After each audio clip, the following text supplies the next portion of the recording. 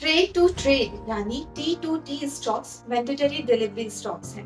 Normally जब stocks rolling settlement पर होते हैं तो आप सुबह स्टॉक बाय या सेल कर सकते हैं और मार्केट क्लोज होने से पहले पोजीशन को क्लोज आउट करने का डिसीजन ले सकते हैं। इन दैट केस आप नेट अमाउंट रिसीव या पे करते हैं, डिपेंड करता है whether it is the loss और प्रॉफिट।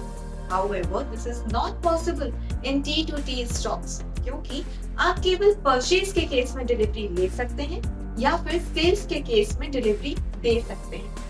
ट्रेड टू ट्रेड में किसी भी इंट्राडे ट्रेडिंग या सट्टेबाजी की परमिशन नहीं है। Now which stocks go into trade to trade?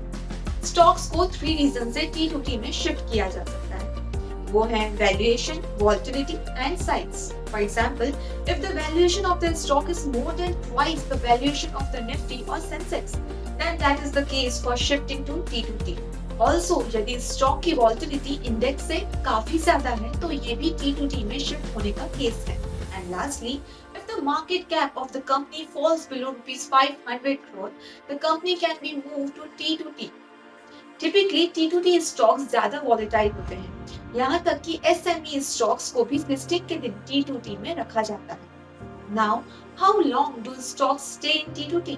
As long as the criterion for shifting the stocks back to the rolling settlement is not met, they will continue to be in T2T. Review quarterly और fortnightly basis में होते हैं। Well, I hope आपको ये concept easily समझ आ गया होगा। Subscribe करें हमारा channel BlinkX and stay tuned for further updates.